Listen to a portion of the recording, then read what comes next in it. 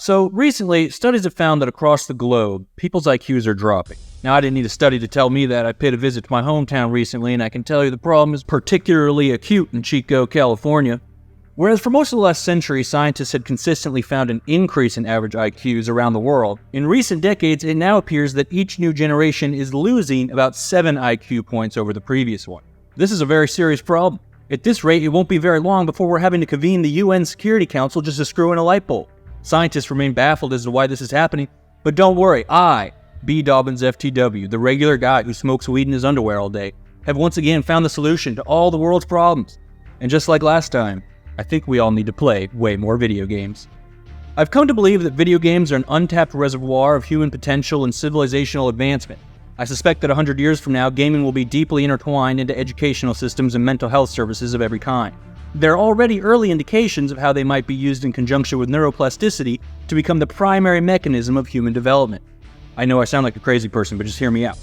Over the last 20 years, our understanding of the human brain has changed dramatically. We used to think of the brain's machinery much the way we think of our bodily organs, a bunch of different parts that each perform a specific function. And if you damage or lose a piece, you lose that function. But over time, research into brain damage has shown that the brain is better thought of as a super dynamic muscle. If a piece is missing or damaged, it can be regrown, where other parts of the brain can be trained to pick up the slack. Mental function can be boosted by literally growing this or that area of your brain. We can fundamentally alter how certain pieces function, and if you want a new piece entirely, that too can be done. And all of this can be accomplished not with fancy equipment or medicine or surgery, but just through sheer power of will and mental exercise. In his award-winning book, The Brain That Changes Itself, Dr. Norman Doidge, a psychiatrist at Columbia University, details how through repeated mental exercise we can restructure the mind. He uses examples of people healing brain damage, healing blindness, healing chronic pain, and making dramatic reductions in the severity of symptoms related to MS, Parkinson's, and autism, all using therapeutic techniques based on retraining the brain via neuroplasticity. Part of this book that stuck out to me the most was a chapter dealing with learning disabilities in kids and these special schools using computer programs to successfully help kids heal mental handicaps. Speech impediments, dyslexia, autism, ADHD, and a number of other common disabilities are all being treated using what are essentially video games. Computer programs that task the user with performing certain mental exercises, which have been designed to stimulate and grow specific parts of the brain. And in fact, another company has released an actual video game to treat ADHD, which is only available through prescription. But the gameplay of it, as far as I can tell, is just a rip-off of Sonic the Hedgehog or Crash Bandicoot. Now, the idea that repeated mental exercise of a specific kind can reform the brain isn't necessarily that crazy, is it? After all, this is what we call practice or training. You suck at piano when you first do it, you have to look at each individual key as you tap it, but if you do it enough, it will eventually become what we call second nature. You will develop what we call muscle memory. That is, you get used to it enough that you can do it with ease without even looking at the keys. Same thing with typing and every other skill you can think of, big and small. The big jaw-dropping moment for scientists came in 2000 when Dr. Eric Kandel won the Nobel Prize in Medicine for demonstrating that, as learning occurs, the connections among cells in the brain increase. It was the first time we were able to observe that repeated mental activity results in an increase of gray matter in the relevant section of your brain. Just like if you ride a bike a lot, you'll notice an increase in the size of your leg muscles. The implications of this are massive and civilization-altering. I don't think that Dr. Doidge, or any researcher for that matter, fully appreciates the potential utility of using neuroplasticity as a tool not only for healing, but for the universal development of the human mind. So video games are already being used by professionals in educational and medical environments to stimulate neuroplasticity, and they are already having tremendous success using what are comically simplistic game mechanics. They are very rudimentary challenges in which there is a goal to complete and a mental exercise necessary to complete it, but the intensity of the exercise doesn't go much further than something like Angry Birds. However, there has been a great deal of research on actual commercial video games like Halo, like Super Mario, and many other titles that gives us a glimpse into what more complex video games could be capable of. To date, studies have shown that even modest amounts of video game play can increase gray matter volume or boost cognitive performance in parts of the brain related to attention span, memory, decision-making, spatial reasoning, and mental modeling. These studies have consistently shown that the increase in ability can be applied to other tasks unrelated to gameplay, and that the benefits are observable long after the study's gameplay period is concluded. Fascinatingly, and yet unsurprisingly, different kinds of video games strengthen different parts of the brain, and ultimately, a picture emerges of video games as a kind of weight room for the mind. In real life, when you want to get faster, you do box jumps. When you want to lift more, you do bench press. Well, now it seems that when you want to increase spatial reasoning, you play Halo, and when you want to make better decisions, you play Call of Duty. Or at least, you play Halo Reach and Call of Duty 2. Whether the same findings could be replicated on modern FPS titles and how differences in game design might lead to different cognitive benefits is one of the key things we want to talk about today. I know it may seem absurd that something as fun as video games could also make your mind stronger and healthier, but consider sports, one of the most entertaining leisure activities mankind has engaged in since ancient times, which on top of being immensely fun also provide tremendous benefits to our physical well-being. Gaming is essentially a virtual sport you play with your mind. Just because it sounds too good to be true doesn't mean it isn't. But not all video games are beneficial. Games like The Sims have been shown to provide no cognitive boost. Just like in real life, the specific structure and intensity of the mental exercise correlates to its benefits. Regularly running sprints will make you faster. Regularly playing Duck, Duck, Goose probably won't. The biggest problem I've noticed with all the research into gaming's effect on the brain is that the studies are usually titled, video games do this, video games do that, when the differences between any two games, or even different game modes within a single game, can be so vast that it's very confusing to lump them together. A central goal of any further research on the subject should be figuring out which games have real benefit and which ones are just duck, duck, goose. I suspect part of the problem is that the hardcore PhDs studying this stuff at universities likely don't have very much experience as gamers themselves, just because to have achieved the position they wouldn't have had time to game the way the typical gamer does. But if they had, I think it would be pretty obvious which games require the most intense mental workouts. But an even bigger problem is that some games cause certain brain regions to atrophy, making them smaller and weaker. One study found that playtime on first-person shooters, chief among them Call of Duty, was associated with a decrease in gray matter volume in the hippocampus. The hippocampus is involved in a number of functions but plays a critical role in spatial navigation, that is, your ability to map the 3D environment around you and navigate. Anytime you are walking around school campus or you've moved to a new city and you're gradually memorizing the route to work and the grocery store and back home, you're using your hippocampus. Researchers note that taxi drivers who had to memorize their city street grid usually had very large hippocampuses. The problem researchers found with FPS games is that they have incorporated such heavy use of the waypoint system that players can navigate through the game just by following the objective indicator without ever paying any attention to the in-game environment. So people's hippocampuses are deactivating entirely during gameplay, more so than it would even if they were just walking around their house. You probably know exactly what they're talking about. You know when a game puts the objective marker on your compass and you just line it up in the middle of the screen and sprint forward. In a game like Skyrim, the objective marker would point north, but you still have to navigate all the terrain on your own, find your way up a mountain or around this city or through this building, etc. But games like Destiny 2 had the objective indicator operating almost as a built-in GPS. It would adapt to your exact position at all times, so it will point you down the hall and then immediately shoot to the right when you need to take a right through this doorway, and you can end up using just the arrow to navigate, almost as if you were playing Dance Dance Revolution with a joystick, just pushing it in the arrow's direction when it tells you to. And you end up navigating through these like giant crashed spaceships and ancient alien ruins without ever having to even look up from the radar, and you get to the end of the level and you have no idea where you've even been. How did I get here? And so repeated hours-long sessions over the course of weeks or months results in quite a bit of downtime for the hippocampus and a subsequent decrease in gray matter volume. As always, real-world parallels are instructive. If I work out my arms a bunch but then I go a month or two without using them at all, they're going to be a little bit weaker when I get back to the weight room. I was in tremendous shape back in high school when I was playing sports, but after one football practice when we ran bleachers in 103-degree weather and I threw up 2 gallons of piss beer I drank the night before, I swore that when high school was over I would never exercise again. And so in the decades since, I haven't gotten any exercise, and the result is that my muscles are way weaker than they were when I was 18. I can't hit the same max on bench press, and I can't run the same mile time. Well, the brain works exactly like your actual muscles. If you aren't using it, you're losing it. Your muscles in your brain are made up of different kinds of cells, but they follow the exact same rules. Now, this is where things get interesting. If we accept that you are losing parts of your brain you aren't using, then consider that, not just in the context of gaming, but within our real world too. As I mentioned, researchers found decades ago that London taxi drivers had massive hippocampuses because they had to memorize the convoluted street layout of London. But would an Uber driver today still have to go through the effort of memorizing their city?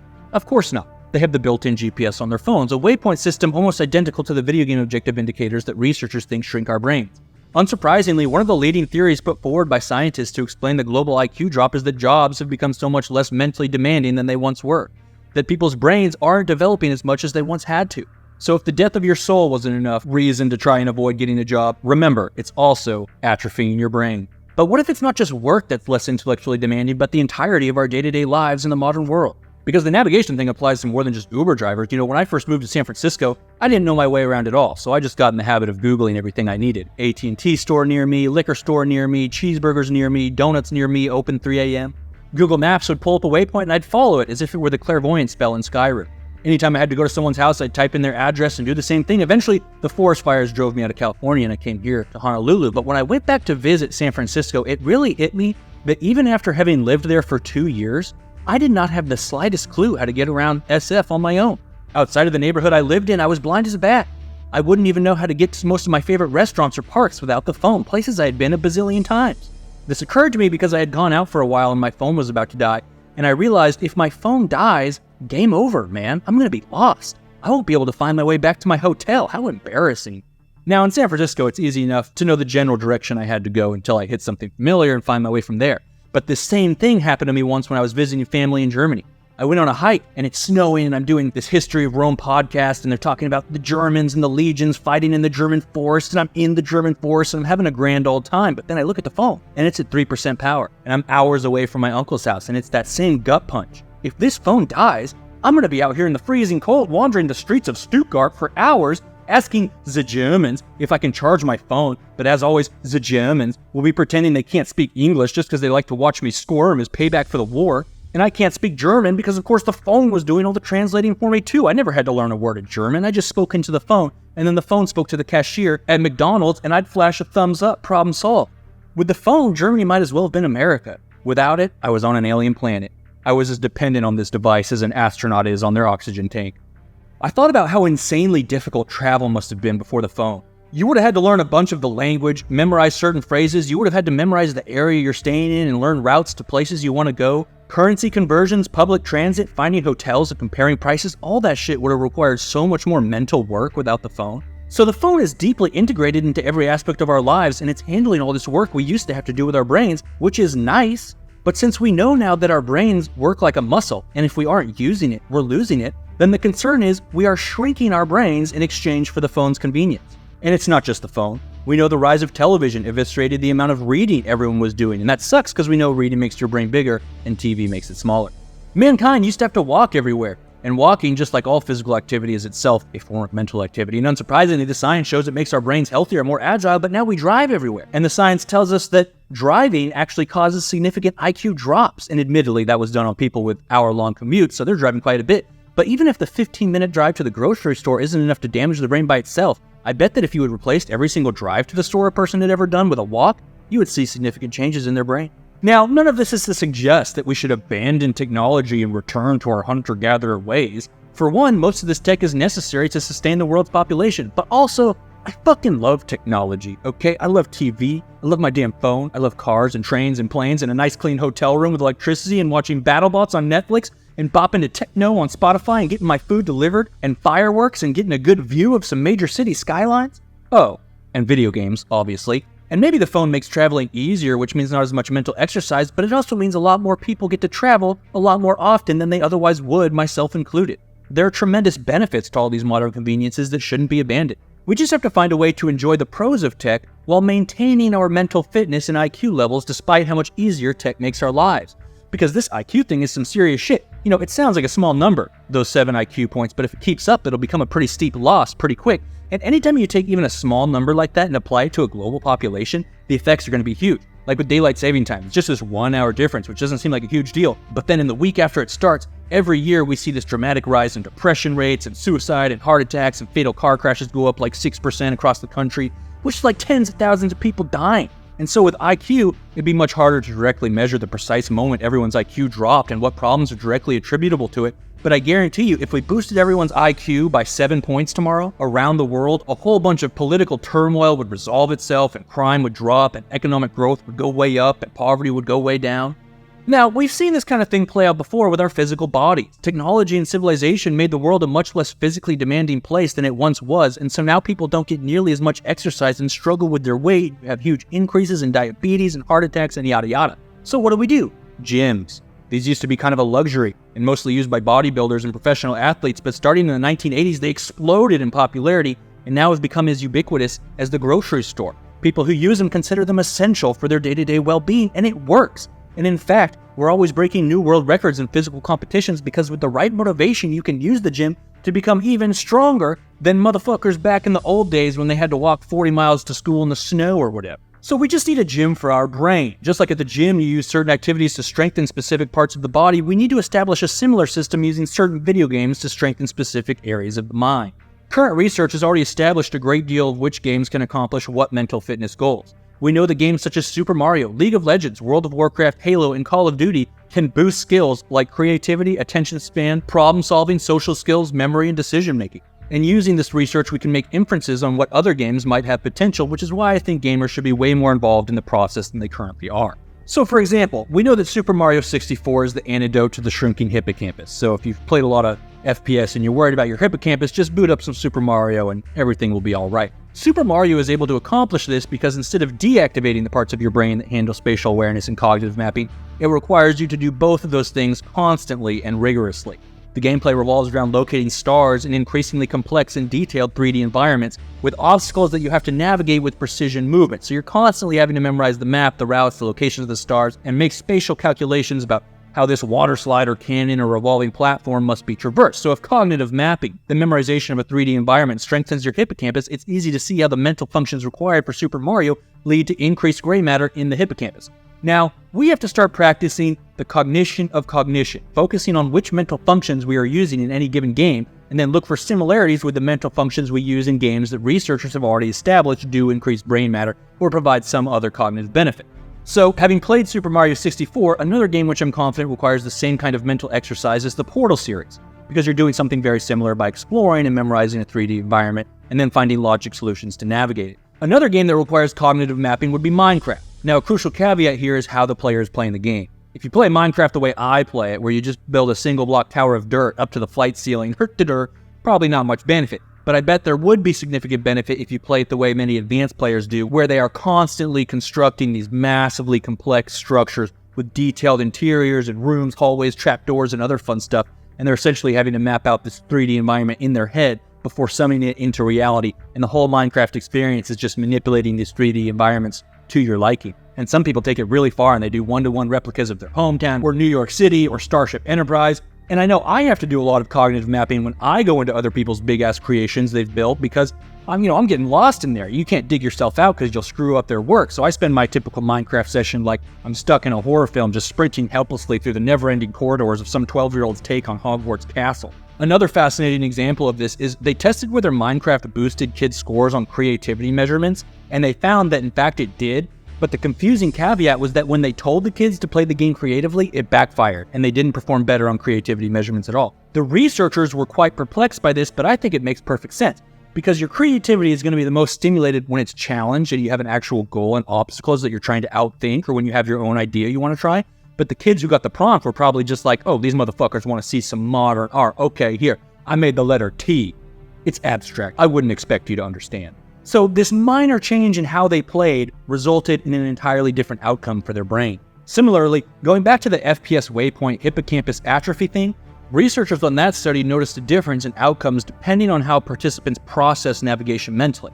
So there were spatial learners who memorized landmarks they used to navigate, and response learners who memorized how many streets they have to cross before they took a turn. So a spatial navigator remembers to turn left when he passes the liquor store, while the response learner remembers to turn left after he's walked 3 blocks. It was only the response learners who experienced the atrophy in the hippocampus, but at the same time, response learners were increasing the strength of their nucleus caudate, a different part of the brain which they were relying on for navigation instead of their hippocampus. So it's kind of like your left arm gets weaker when you're relying solely on your right arm to do everything, but then your right arm is getting much stronger. So again, you have this seemingly minor difference in the mental process which people use to handle the same task that results in measurably different outcomes on its neurological effect. So in an actual weight room, how you perform the exercise will change what you get out of it. If I do a pull-up, simply changing whether I grip the bar overhand or underhand is going to significantly alter which muscles get the most exertion. And so there's all this intricate nuance in how you work out that determines its effects, and they literally have, college degrees for personalized trainers just to understand all the minute details. When I played football, we had a coach specifically for weightlifting who tailored our workouts to the position we were playing in our body type.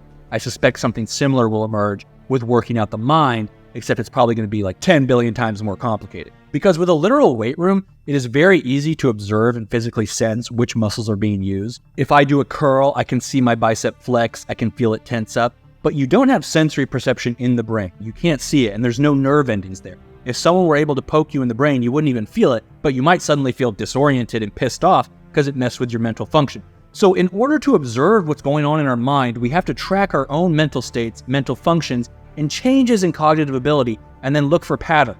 An obvious example of this is noticing that when you don't get enough sleep, you feel shitty the next day. But we have to go deeper. So I'll give you a rundown of my own long list of observations of my mental states across various video games. Buckle up, motherfuckers. First of all, I know I fucked up my hippocampus playing Call of Duty. Everything that study describes lines up perfectly with my own experiences. At the peak of my COD skills, I had perfected this rushing style that I even made a video about where I called it the Spartan Rush, where I would throw on every stealth and speed buff I could and sprint mindlessly in the enemy's general direction and try to kill 2 or 3 guys before I died, and it worked beautifully. And if you watch any of my old COD videos, you'll see exactly what I'm talking about. This was at the start of COD's decade-long addiction to 3-lane, perfectly symmetrical maps, where once you learned one map, you would learn every map for the duration of like 5 or 6 sequels. The maps were simple enough you could navigate them as if they were regular city streets. 3 paths, usually 1 or 2 crossing routes in between. You can picture it almost as an empty tic-tac-toe board. And I would get around these maps primarily just staring at the minimap, using enemy fire and UAVs to guesstimate where bad guys are, and I'm only looking away from the minimap when I know I'm about to roll up on some fool, or if I see the blur of enemy movement in my peripheral vision. Then right after that kill, my eyes are immediately back on the minimap, and I'm navigating exactly as the researchers described response learners' navigation strategy. If I wanted to flank C flag, okay, I gotta take the next left and then immediately take a right and one more after that. I'm essentially using the minimap as a GPS. I'd be paying so little attention to the actual 3D environment that I sometimes would be totally unaware of even its aesthetic quality. Somebody would be like, yeah, my favorite map is Grind because it's a skate park. And I'm like, Grind is a skate park? So I load it up and I'm like, holy smokes, look at that, it's a skate park. I had no idea. So I've removed myself from the real world 3D environment. I'm not processing the in-game 3D environment. My hippocampus is off. And this is peak depression years, so I'm playing COD 12 hours a day for like 5 years because slaying noobs is the only thing that brings me dopamine. So the hippocampus is off for a long time. The consequences of this are that many tasks which everyone seems to do with ease make me absolutely shit the bed. It wasn't a problem in real life because I was still living in my hometown, and so for 23 years, I only had to memorize the one real-world map, and like all of you, I never left the house either. But in any video game that required spatial navigation, I basically needed somebody to hold my hand while we crossed the street so I don't get lost. Literally playing World of Warcraft, I would get lost in Ogremar or completely turned around in the Dead Mines dungeon, and I would just have to be like, dude, can somebody come get me? I am so fucking confused right now. And Stormwind was just like this convoluted mess of spaghetti streets. The minimap's not big enough to view the next turn, so I'm just like walking 10 feet, pull up the full map, walk 10 feet, pull it up again, walk 10 feet, pull it up to the point where I'm just like in the city general chat begging people to take me to certain quest givers. Even attempting to commit that city to memory gave me a headache. I could feel my brain short circuit just looking at it, the same way my arms would buckle if my out-of-shape ass tried to bench my old max of 205. That motherfucker would come down on me like a rainy day. Skyrim. Never would have finished that game without the clairvoyant spell, and before I got it, my ass got lost as shit in Bleak Fall Barrows and everywhere else. I would get so disoriented trying to get around the cities I walked into the Companions headquarters so many times thinking it was the inn. And anytime the clairvoyant spell was like, no visible path to objective, I'm like, well, guess I'm loading up an older save then. Don't even get me started on GTA. In Battlefield, I had more time in the helicopters than every other vehicle and infantry class combined. Why? Because it's just a big old empty space up there, easy peasy. If I was by myself, I'd do the Little Bird, but what was even better was when I could convince Tommy to come fly me around in the attack chopper or the Battlefield 1 bomber. There was never anything better than just sitting in a turret and getting taxied around while I dropped 60, 80, or even 100 game kills, playing with one hand using aim assist to ruin people's day. Why? Because the turret was so relaxing. All the tension left my brain. It's practically an arcade game at that point. Just hit scan, never any difficult decisions like should I go left or right. And then came Overwatch. After 10,000 hours on that game, I still have no understanding of how anyone ever could play Genji. I suspect Genji gameplay requires some of the most cognitively taxing spatial ability in gaming right now. You have to have a perfectly accurate spatial awareness at all times of the distance between yourself and every enemy, the distance between each enemy and each other enemy, the direction of every enemy relative to yourself, and the direction of every enemy relative to each other enemy, and then track any changes to distance or direction in real time, all without even having most of them in your direct line of sight, because when you're doing the dash and slash, the whole point is you're smack dab in the middle with the bad guys in every direction. I don't know how people do that with their brains. When I try to play Genji, I straight up draw blanks, as if someone asked me to translate a paragraph of Mandarin, just not the first clue where to even start. Now here's the thing. I don't regret fucking up my hippocampus. Because as I mentioned, in the hippocampus study, researchers found that response learners are using a different part of their brain, the caudate nucleus, to navigate, strengthening that part of your brain.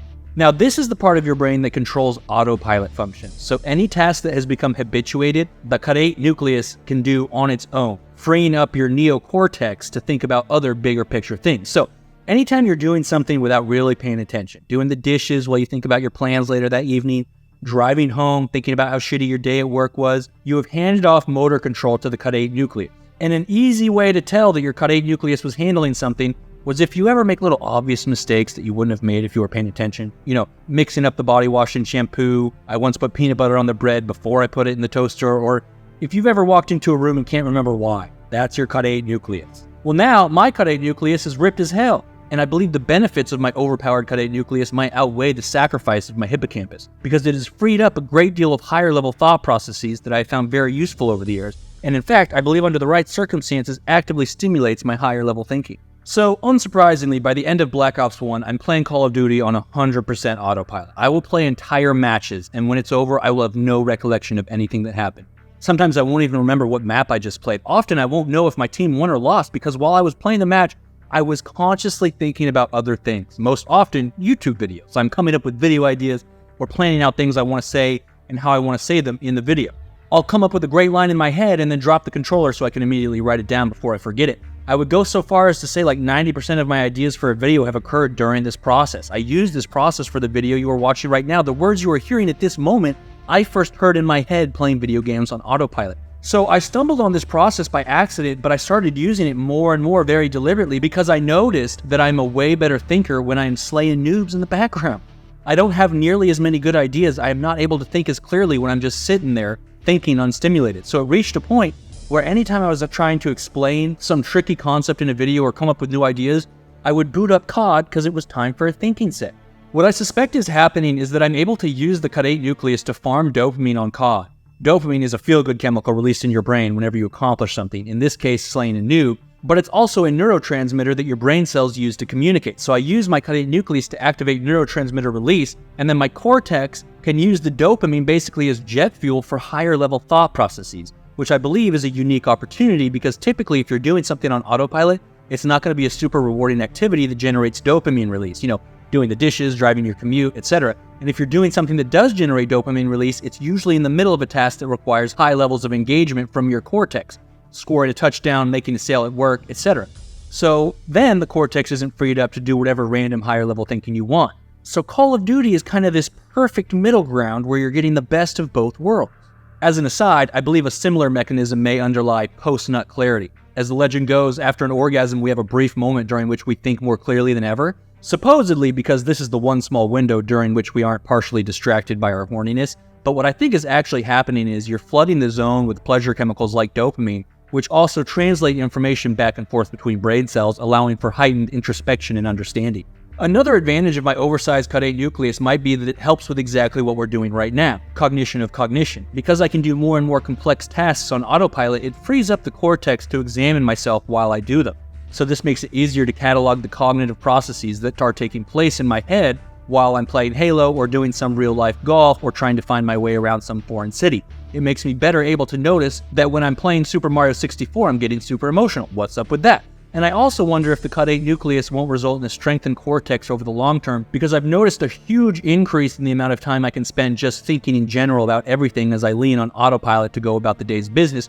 And boy, do I do a lot of fucking thinking these days. And if neural activity builds gray matter, I feel like there's got to be a whole lot of extra neural activity going on inside the cortex, thanks to the powerful caudate nucleus. But anyways, I suspect a huge part of Call of Duty's success is that it can give you all this dopamine for work that's easy enough that can be done on autopilot. And this is why they stuck to that 3-lane thing for so long, because when more complexity is added to the maps, you start having to work for the dope again. So I have never been able to get my autopilot rushing thing to work on like Modern Warfare 2 or any of the COD games before Modern Warfare 2. The 3-lane map transition begins with Black Ops 1 and it's finalized by Black Ops 2. And another big difference you'll notice between CODs from before that era and CODs after it isn't just the simplicity of the map's overall layout, but it's also the aesthetics and terrain. Early CODs like World at War and COD 4 had complex asymmetric buildings that came in all shapes and sizes with different rooms, staircases, hallways, sneaky closets. There's foliage and uneven terrain, and the cover is all imperfect polygons like it would be in real life. Rubble, boulders, broken cars, and helicopters, and you cannot navigate all that shit on autopilot. It's too hard. Too many corners you have to check, too many decisions you have to make, and you have to actually find the enemy. They don't just automatically pop up in front of you like a game of whack-a-mole, as would become the case during the 3-lane era.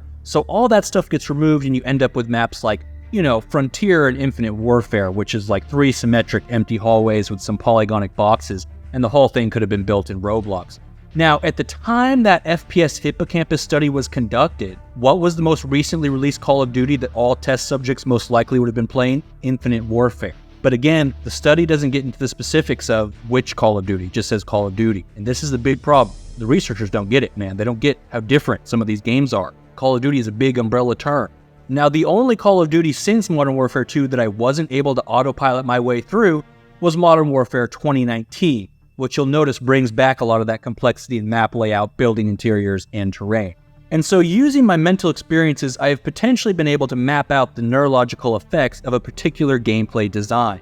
And the researchers in that hippocampus study explain changes in game design likely will mitigate its negative effects. They recommended toning down waypoint use, which makes perfect sense to me in the context of first-person shooter campaigns, which at the time had become absurdly simple in their linear nature and hand-holding. In fact, the late Total Biscuit had a hilarious semi-viral video lampooning modern FPS campaigns and specifically pointed out the overuse of objective markers and how the games force you to walk in a straight line through the environment, almost as if you were on a carnival ride or something. In the context of multiplayer, it's the minimap you're using as your built-in GPS waypoint, but you're only able to rely on it that extensively because the maps were so simple that they don't require any navigation beyond walking in a straight line down the lane you were in with an option to turn left or right every now and then. So I'd be curious to see if they redid the study on other Call of Duty titles, if they might get different results. I suspect they would. For those of you who have stuck around because you're dying for an answer to the question in that title, yes, I think playing Modern Warfare 3 2023 could make you smarter because in many ways it has stayed true to the design of Modern Warfare 2019. So theoretically, it could mitigate the atrophy of the hippocampus while still providing the benefits to decision-making and attention span and attentional control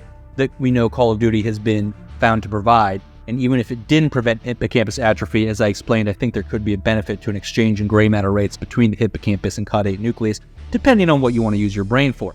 Because the trade-off between these two sections of your brain, where one part shrinks so the other can grow, reminds me distinctly of research into the effects of mindfulness meditation on gray matter density across various brain regions, which has found something very similar. And it almost makes you think gaming itself might be a form of meditation, which makes sense when you think about it, because it's like, who the fuck needs Buddha when you got an AC 130?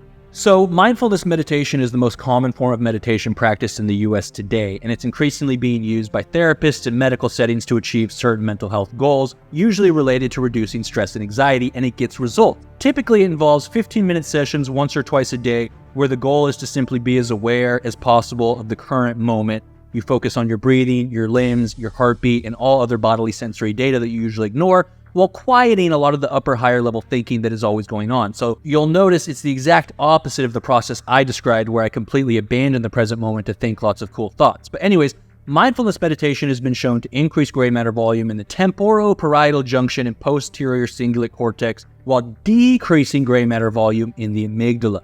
Essentially, it's strengthening the parts of your brain you use while just relaxing and not doing anything, while at the same time shrinking the part of your brain that produces fear, stress, and anxiety, which is exactly what you would expect it to do. Now, what's crazy is that video games have been shown to shrink the amygdala as well for the exact same reason.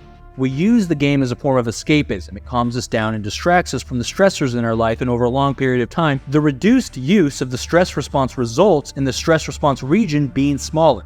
Now, of course, immediately many people will go, oh, well, that's not healthy to be distracted from life's problems because then you'll never solve your life's problems. But of course, actual doctors take the opposite view. When a doctor is treating for depression or anxiety, they aren't going to solve all the problems in your life that are contributing to your mental health problems. Instead, they're going to stabilize your mental health so that you can solve your life problems. And they often accomplish said stabilization with SSRIs or anti-anxiety meds, which of course are artificial forms of escapism too, manipulating the chemicals in your brain such that you feel good without anything changing in the real world. Now, the difference between video games and the meds the doctor gives you is that you can still get your dick hard playing Call of Duty. Or if they don't do meds, again, they will literally prescribe mindfulness meditation and deliberately have you shrink the amygdala the same way games do, which is unsurprising because a great deal of research has linked larger amygdalas with depression and anxiety. Another popular treatment among therapists these days, play therapy, a therapy in which the patient plays, helping them to relax while releasing a number of feel-good chemicals that heal the brain. I know, crazy, right? Maybe 100 years from now, we'll be so overworked and cynical that new groundbreaking therapeutic treatments will be called some shit like watch a TV show with a friend. The reason these kinds of escapist treatments work is because stress and anxiety can often become a vicious cycle, where the chemicals and hormones that stress releases in our brain disrupt our cognitive function and thus impair our ability to solve the problems that are stressing us out in the first place. This is because the human stress response evolved to stimulate physical activity in response to a physical threat, where you go, I'm really hungry, if I don't kill this deer, I'm totally screwed. It was never meant to be turned on permanently over a period of months or years where you're worried about passing this class, or whether larger economic conditions beyond your control are going to fuck up your employment, or where you're going, shit, we're going to have another presidential election this year. The prolonged stress responses of the modern world lead to the overproduction and constant day-to-day secretion of more survival neurochemicals than the rest of your body is equipped to manage, which causes all kinds of severe mental health problems. Stress releases triglycerides, which too much of breaks down the synapses between your brain cells, causing depression and all sorts of other neurological issues. Impulse control, difficulty concentrating, etc. It releases neuroepinephrine, which fucks up your sleep. It eventually takes a huge toll on your heart and blood pressure, and all of this, compounded over time, completely disrupts your ability to think clearly and solve problems, meaning the problems get worse, meaning you get more stressed out and stupid, and the problems get even worse. So a stress reduction intervention halts this nasty cycle, boosts the brain's cognitive efficacy, increasing the odds that you'll be able to actually solve whatever it is that is stressing you out. So again, you see this pattern emerge where our natural biology is mismatched to the modern world, and gaming is able to kind of make up the difference. This is why so many doctors smoke, despite knowing better than anyone else how unhealthy it is. They do it because it's what needs to be done to do the job they're doing successfully.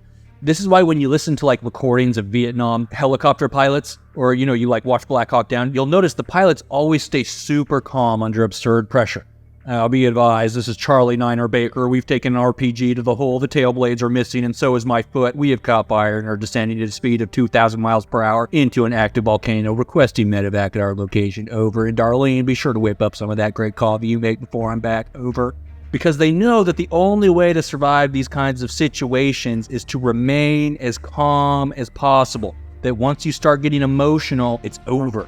There is a phenomenon known as amygdala hijack, which is essentially the short-term explosive version of how stress can disrupt your problem-solving ability. When the amygdala, which controls your fight-or-flight response, is too big or overactive, it increases the frequency and severity of the fight-or-flight responses you have.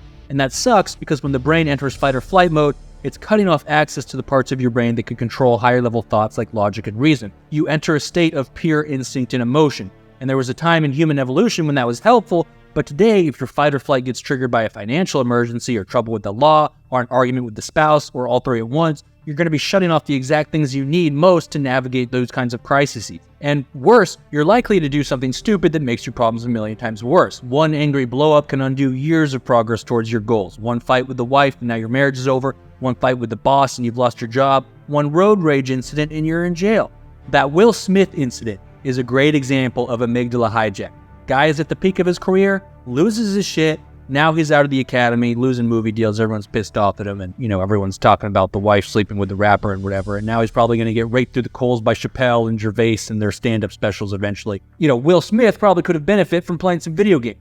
Fellas, when the wife steps out on you to sleep with a 20-year-old rapper and she still expects you to beat people up for her, that's when you got to get online with the boys and talk through some of these life choices you've made. But like I said, there's a trade-off. The amygdala plays a key role in emotional processing generally. By suppressing it, we may reduce our ability to understand what we are feeling and why.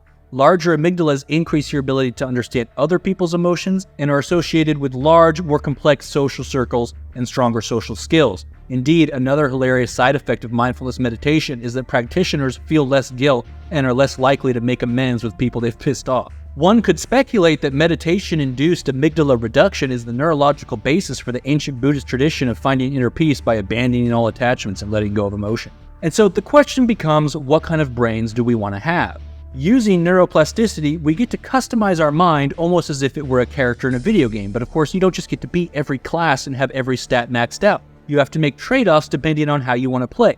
We can use video games to grow or shrink parts of our brains depending on what we are trying to do in life. Just like the workout routine and diet regimen of a sumo wrestler isn't going to be great for long distance running and vice versa. So we have to ask ourselves, what are we trying to do? And it would seem that for hundreds of millions of gamers around the world, the answer to that question is that they want to shrink their hippocampus and they want to shrink their amygdala. I suspect many people are doing this without fully realizing that that's why they're doing it. My cousin once told me, The only time I feel happy is when I'm smoking a cigarette, having an orgasm, or playing video games.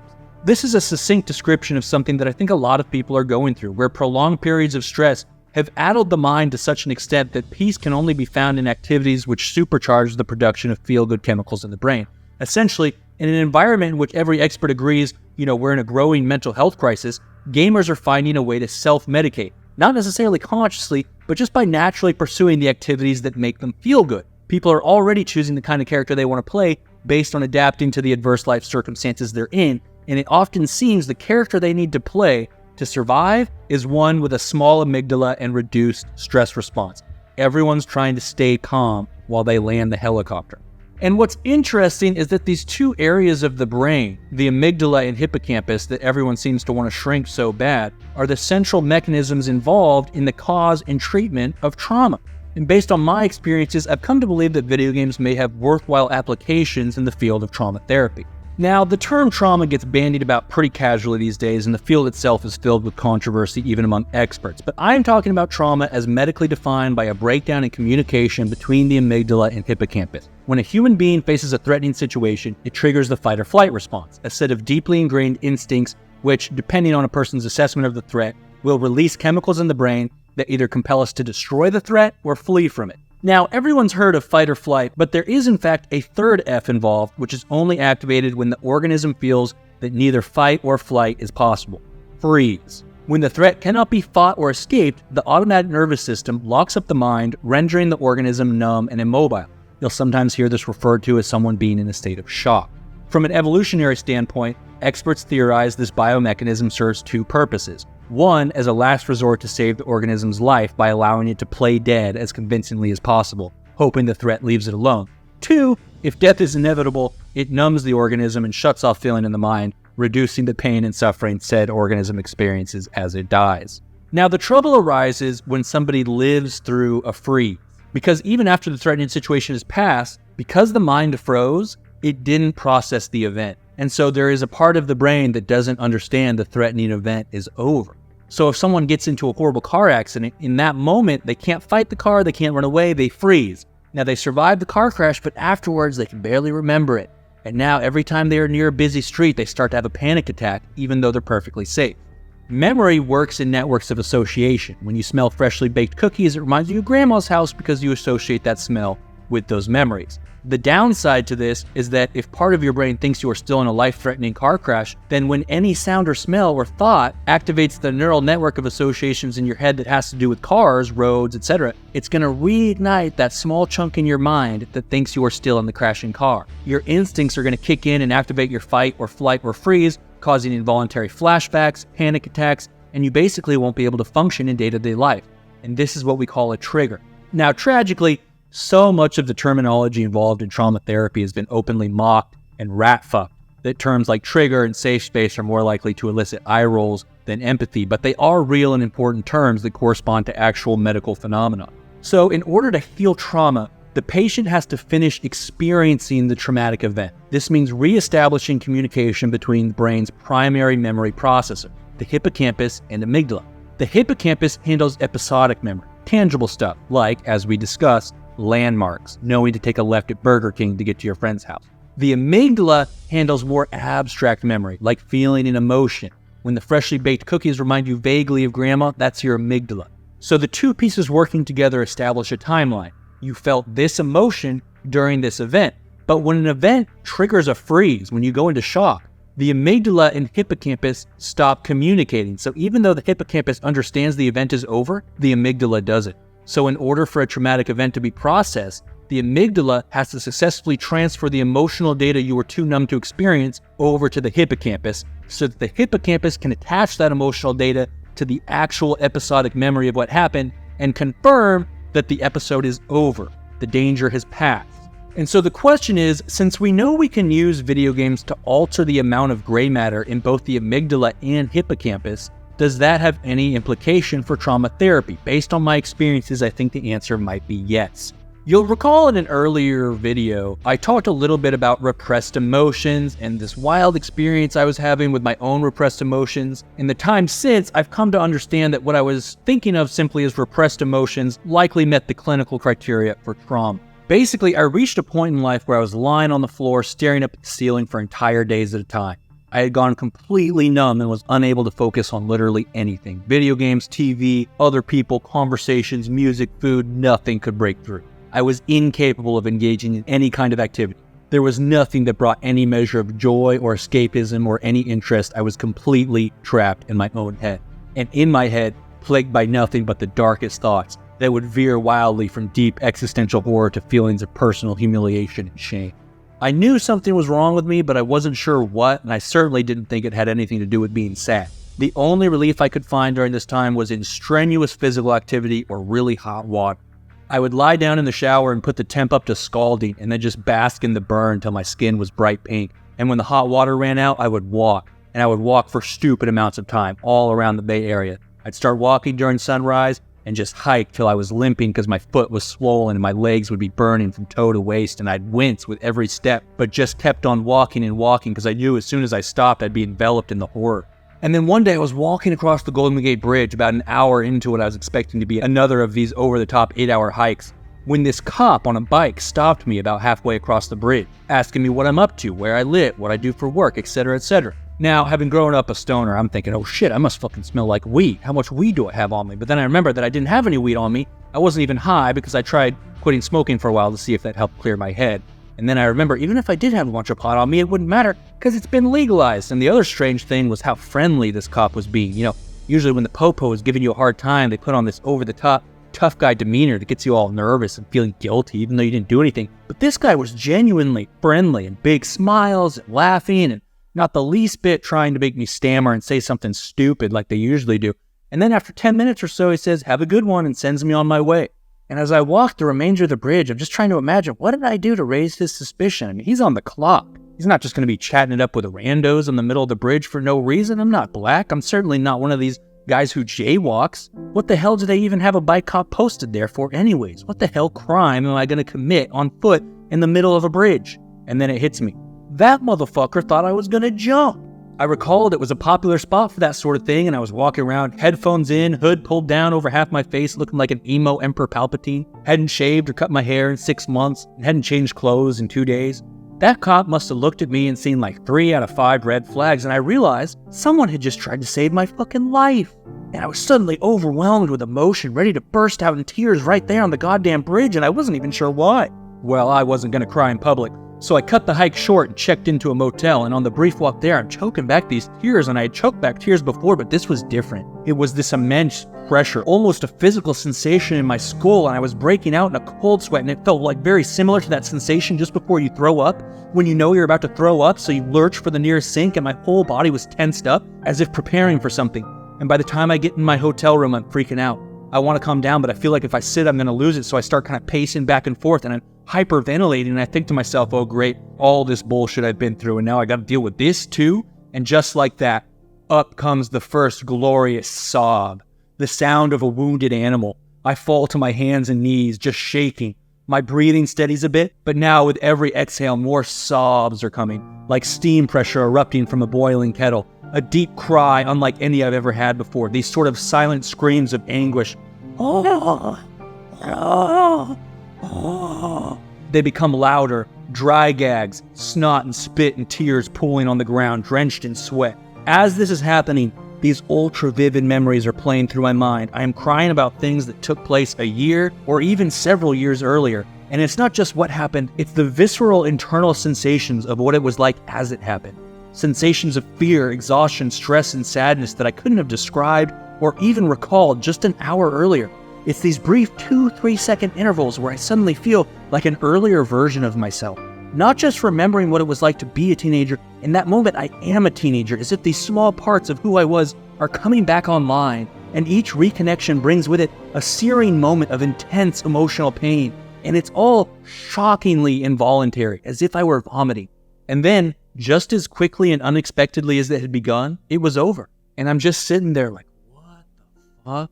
And after a few more minutes pass, I realize, and I say this to myself out loud, you know, I feel pretty motherfucking good. I feel like myself again. A confidence returns to me, a fullness. Feelings of exhaustion and being overwhelmed are replaced by that belligerent character who has always thrived in chaos, whose last fuck to give fell out of his back pocket somewhere. The Tyler Durden within at last resurfaces, and it's like I look around as if there's new people with me, and we take stock of our surroundings with this wild look in my eyes. My mind starts racing. Problems in my life that had seemed so intractable I had avoided even thinking about them for months, I suddenly solve effortlessly in my head with just a sentence or two. Suddenly I am chuckling at the absurdity of all the horrifying thoughts that had gripped me in terror for months up to even just a few hours earlier. I order a pizza, and after it arrives, I put on a show, and then I do something truly shocking that I haven't been able to do for a year or more. I watch an entire episode of a show. I've regained the ability to direct my attention. Now, this whole ordeal has left me feeling incredibly sleepy, so I drift off, and it's only after I wake up in the morning that I understand the magnitude of what has taken place. At some point in my life, I had stopped getting morning wood, which, whatever, I didn't care. I was tired of getting woken up because I had accidentally folded the damn thing in half anyways. But that morning, my morning wood returns with a vengeance. I wake up in pitch black and I kind of freak out, but I realize I'm just under the covers. I had pitched this tent while I was sleeping, right? So I get up to piss it away, but it's the stiffest erection I've ever had. And I'm viscerally aware of every nerve ending as the blood courses through my cough. Not only that, but I feel like I can breathe much more deeply, my lungs inflating with more air than ever before. I feel more well-rested from my sleep. Time itself feels slower, as if my senses can absorb more of the world per second. So I gather my things and head out, and upon exiting the hotel, I'm immediately reminded of a quote from the poet Sylvia Plath, who described depression as a glass window pane between you and the world. I had never fully grasped that quote until my walk back home across the Golden Gate Bridge that day. I'm looking at the same sights I'd seen the day before, but it feels like a whole new world. All of the colors are more vibrant. I can hear the crash of the waves on the shores below. I can hear the breeze rustling in the trees and feel the wind on my face. I'm suddenly aware of that low hum, of all the human activity going on around me, the tourists chatting and the cars rumbling by, and the seagulls cawing, and the warm sun on my face fills me with such pleasure as to give me goosebumps and send a shiver down my spine. And when I look out at the ocean, it's not just that I'm seeing its color and shape and distance, I'm feeling it, that awe and splendor at its vastness and mystery. Likewise, the city skyline fills me with these nearly indescribable sensations of fascination at the wonders of human architecture.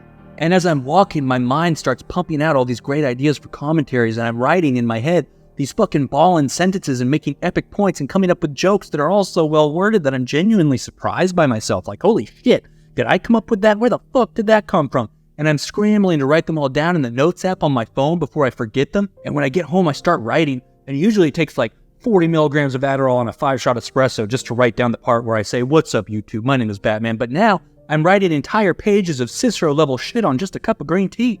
But to my horror, this state of mind fades away. Gradually at first, such that for a few weeks I didn't notice. It's literally flowers for Algernon. My inner monologue speaks in shorter and shorter sentences. My vocabulary shrinks. I can measure each passing day by the deterioration of prose and syntax in my writing. One day I wake up and realize something has cock-blocked the world to my senses once again. So I figure, okay, I probably just need to cry again. Maybe if I can do a bigger one this time, the effects will be permanent.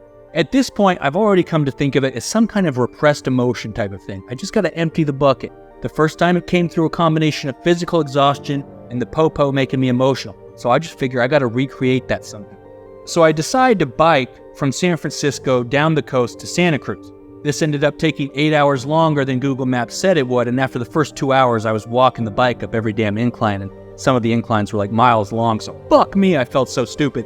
And in the middle of the night, I collapsed in exhaustion and fell asleep on the side of the road, and my phone fucking died. And when I woke up, I still had like 4 hours of riding ahead of me, and I was so hungry, but I was in the middle of nowhere, and all I could find was a gas station, so I got all fucking hopped up on Cokes and energy drinks and power bars, and a small bag of Doritos, and I powered through, and I get into Santa Cruz, and I go listen to sad songs on the beach, as if I was in the world's dumbest rom-com, and I'm just sitting there, and the sun goes down, and the beach clears out, and it's Dito's Mary in India, Eulogy from the Stranger Things soundtracks, Fix You by Coldplay, and every other tearjerker I can think of, and it gets cold out, and the moon is full, and glowing bright white light, and the seals are going, "Art, art, art," and I can feel it coming this time, the same way you know when you have to shit, or you're about to come. And then on comes Pink Floyd, Wish You Were Here, and boom, the process repeats. Deep sobbing, flashing sensory memories. I never know what it's going to be that I'm going to cry about, but when it happens, it feels like I've known all along. It's painful, but deeply satisfying at the same time. It's every pleasurable sensation of something being ejected from your body all at once. Taking a shit, orgasms. It's that feeling when you've had a chest cold for a week and you feel all the phlegm and mucus finally come loose in your chest and you cough it up and spit it out. It's the worst and best feelings all at once. It never lasts more than a minute or two. and the effects are always immediate. Thus began a pattern that would repeat itself for 4 years up till present times. This pattern where I feel dead inside, go to absurd lengths to make myself cry, and then afterwards feel incredible. I do not have time to fully explain, nor do I think most people would even believe, the fucking shenanigans I've gotten up to trying to make myself cry. But during this time, as always, I was gaming hard, and I began to notice a significant correlation between the kinds of games I was playing and the frequency with which I was able to successfully cry. So much so that I even began strategically playing certain games more often in order to achieve an emotional release. At first, I noticed changes in the kind of games I wanted to play. For about 10 years previously, I had only enjoyed first-person shooters. It was the only thing I could even bring myself to play. Mostly that meant just COD, and even other shooters I would try to play as if they were COD. Shoddy blanking Destiny, one-tricking Reaper or Soldier in Overwatch, or vehicle whoring in Battlefield and Halo, turning every game into some version of the arcadey hit scan COD uses to shrink your hippocampus. No other game, no matter how popular or well-made, was even the tiniest bit interesting to me, despite having loved many such games when I was younger. I would pick up games like Mass Effect, Portal 2, Minecraft, and so many others and feel nothing, such that I gave up on them for good within mere moments of having started them. But after I began crying, I underwent some kind of shift that I couldn't explain. Suddenly everything reversed. I could no longer stand first-person shooters, but I became completely hooked on a bunch of other games that I had never expected to be able to enjoy again for the rest of my life. I had this random, inexplicable urge to play Rise of Nations, a childhood favorite of mine, and I completely cracked out on it. This 20-year-old game whose population consisted of a few dozen Indians and South Americans who you couldn't hope to compete with. And building up cities in that game made me want to get into a city builder, so I picked up Cities Skylines, and I cracked out on it harder than I've ever cracked out on a game before. I would play Skylines for 12 hours straight a day for months on end. It was bringing me such a deep satisfaction and sense of pleasure. And later on, I did playthroughs of Mass Effect, Fallout New Vegas, and got hooked on World of Warcraft. And I was mystified because these were the kind of games that before would have felt like eating sawdust or dry humping a wall. I knew because I had tried out these exact titles. What could have rewired my brain so profoundly that I could take such joy in activities which not so long before were uninteresting enough to cause discomfort? Now, in the midst of this renaissance, I still had to play COD because I was making COD videos and I needed COD clips. So there would be periods of time, usually lasting a couple of days, where I got back on COD and farmed some footage, and I'd go back and forth from COD to Skylines depending on whether I had a video in the works. And during all this, I'm still always actively trying to make myself cry. And what I began to notice is that during the periods of time when I was playing COD all day, it was way harder to cry, and I'm crying way less. But during the periods of time when I'm playing Skyline, it was way easier to cry, and I'm crying way more. In fact, cries are being triggered while I'm playing the damn game. Now, at the time, I thought I might be imagining the correlation, and perhaps I am. Back then, I figured I had already gone completely insane and that this entire quest to cry thing was just some final delusion before my descent into ultimate madness. So throwing one more random variable into the equation was hardly notable, but my whole understanding of these experiences changed dramatically about 2 years later when I finally went to see a doctor. Now, originally, I was just going to get treated for ADHD. I needed stimulants in my life. I thought I had everything else under control because my quest to cry strategy was working, messy and exhausting as it was. But the doctor says before prescribing stimulants, we gotta treat for depression and PTSD first. Now, when it comes to Adderall, I'm gonna jump through whatever hoops I gotta jump through, so I play along. But I'm thinking, first of all, I'm a writer. Depression is in the job description, okay? Secondly, how the fuck are you gonna think I have PTSD? Oh, doc, however will I recover from that time I dropped 500 SR in under an hour on Overwatch? Lord, spare me. But the doctor insists I read this book, The Body Remembers, and this is when everything changes. The book describes the actual physical mechanics of how trauma occurs in the brain. It describes how the fight-or-flight system works. It points out how in modern times, fight or flight can be triggered by all kinds of things that aren't necessarily an immediate physical threat.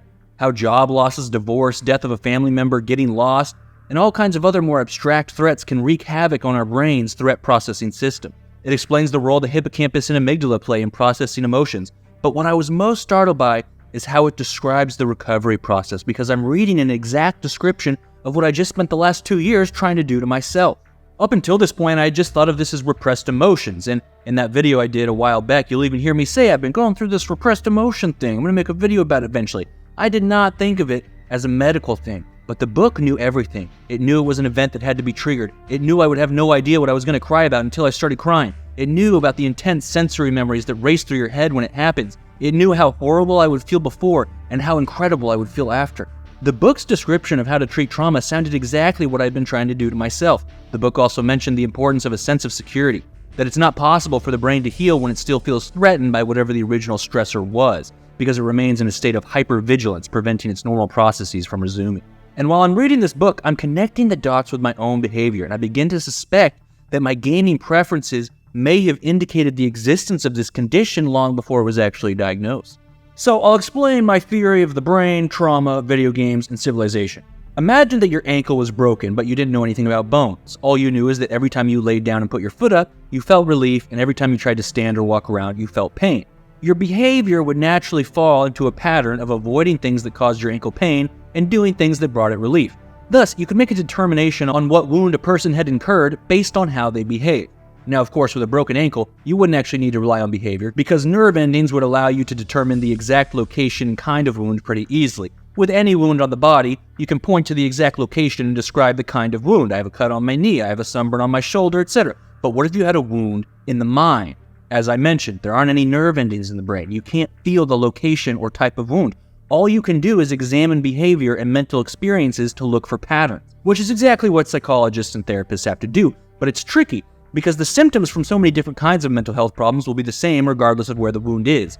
Difficulty concentrating, difficulty sleeping, irritability, headaches, memory loss, loss of appetite, loss of interest in things you used to enjoy. These could be symptomatic of just one or any combination of 100 different conditions. Or they might not stem from a mental health problem at all and you're just not eating right or getting enough exercise or you're working too much, but a layman wouldn't even necessarily know which symptoms were caused by what kind of problems. He might not even know what qualified as a symptom and what was just his behavior. It can be difficult to draw the line between irritability driven by depression and irritability driven by personality. And because so many of these symptoms can only be self-reported, how do we trust the accuracy of what you were reporting? After all, it's the mind that's wounded. So the mind might be misremembering or misattributing or unduly influenced by any number of cognitive biases. Thus, our own minds are these absurdly complex puzzles in which severe wounds can remain disguised indefinitely. So solving these puzzles is key to maintaining our health, efficiency, and overall quality of life. Thus, we are obliged to use every tool at our disposal to do so. And this is why I think we should explore the potential for video games as supplementary mental health diagnostic tools. If we map out which games require which parts of the brain to be played, we can determine which parts of a person's brain are injured based on which games they cannot bring themselves to play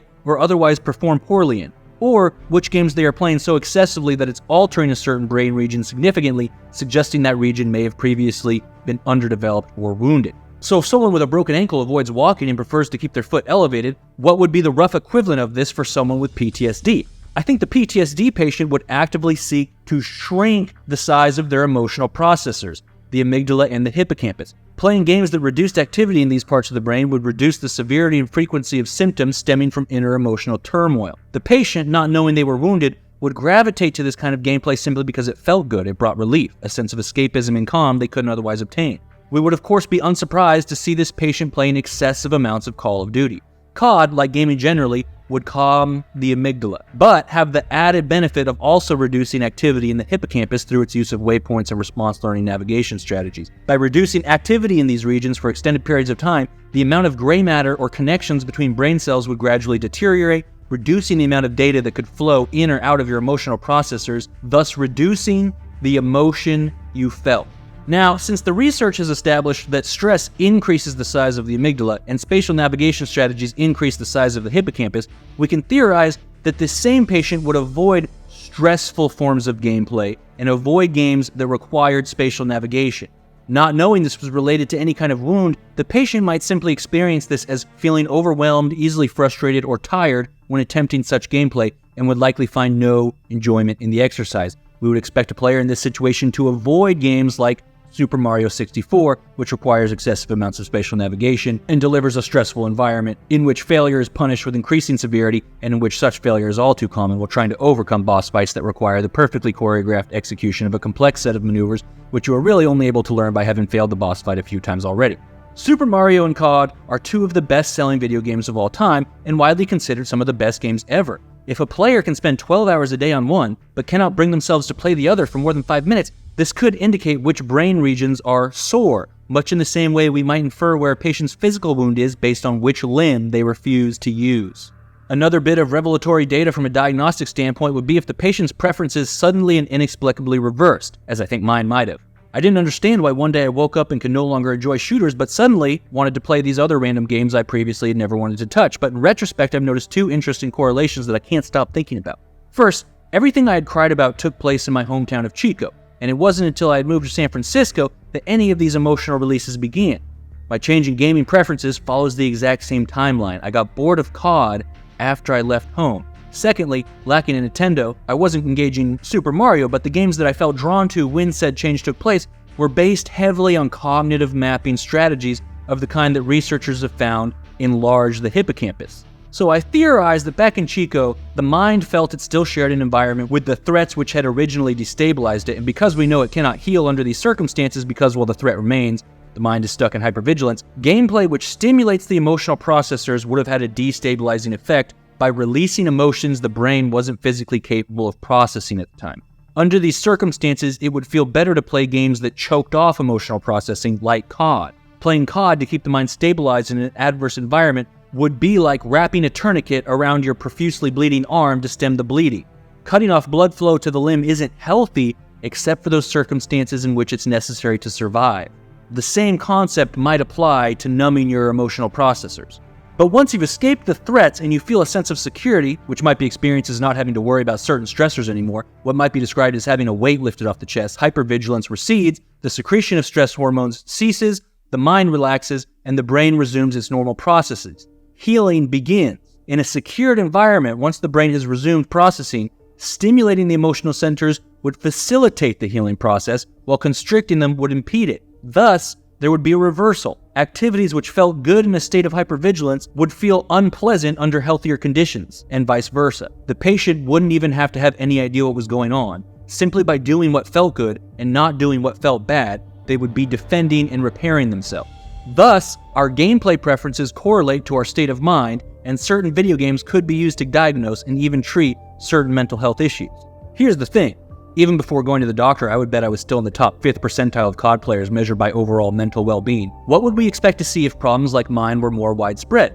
We'd expect to see more games catering development to response learning navigation strategies that shrink the hippocampus. COD would be one of the best-selling video games every year for 20 years straight. I could see Destiny 2 putting in a radar that shows the direction and distance of every single enemy at all times. Skyrim would maximize their use of the waypoint and put in a special spell that draws a straight line to your objective at all times. If my issues were widespread, the communities for popular games like World of Warcraft would become completely dependent on a cheat mod that displays the exact location of every single quest objective on the minimap, allowing you to traverse even that complex world using only the 2D image in the top right corner of the screen.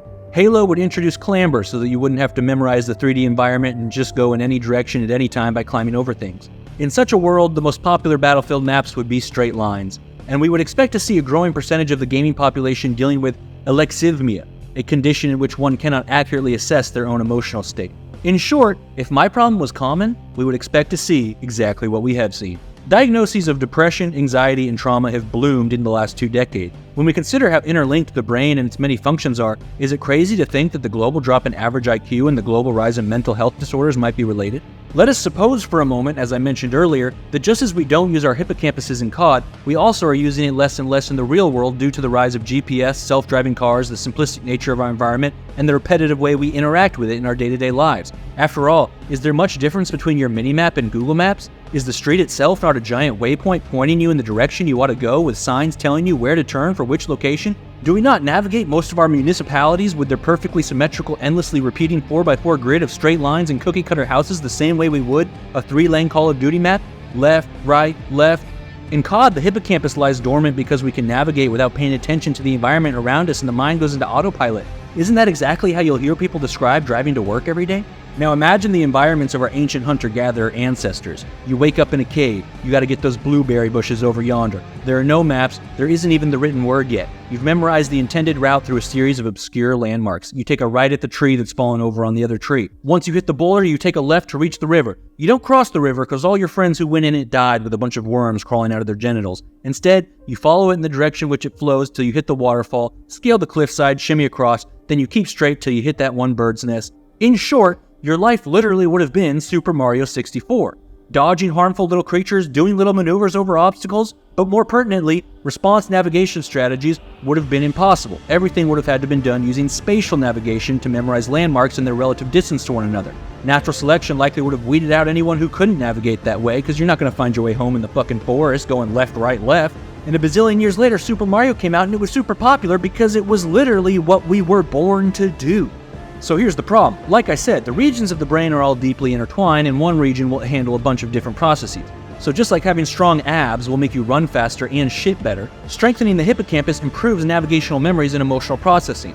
On the flip side, if we let this brain muscle lie dormant because we don't need it to navigate anymore and it atrophies, we are just going to have a harder time navigating, we're going to have a harder time processing our emotions. Now here's where it gets really fucked up. What if at the same time we were shrinking the part of our brain that processes emotion, we were rapidly enlarging the part of our brain that produces that emotion? Because we know that if you're chronically stressed out, the brain's stress center, your amygdala, gets bigger. And we know that as the amygdala gets bigger, it is triggered more easily and felt more intensely. And as you may have noticed, people are really stressed out these days, with the American Psychology Association declaring stress a national emergency. In 2022, their annual study found the highest levels of stress they've recorded since they began collecting data on this.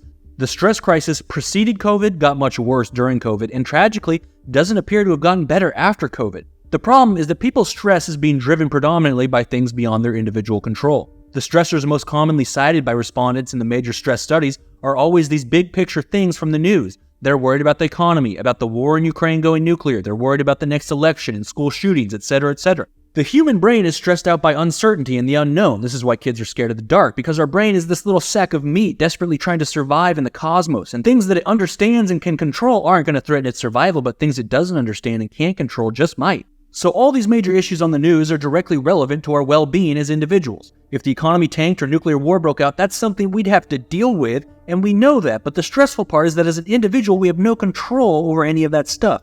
And it is incredibly difficult to understand these major economic and geopolitical issues. You would need to have advanced degrees in the specific subjects, and even then, people with degrees aren't able to fully make sense of it all and are always vehemently disagreeing with each other about what's going on and what's going to happen next. And so even though our immediate environment is fairly simple and peaceful, we have this constant pressure of feeling like everything could go to shit all of a sudden, and we are uncertain of how we could prevent it, and we are uncertain of what we would do to get through it. We can never think of our future without feeling that dreadful little what if. I think this is a little bit of what drives prepper culture, right? People just desperately trying to prepare for every worst-case scenario and gain some sense of control and security over their lives.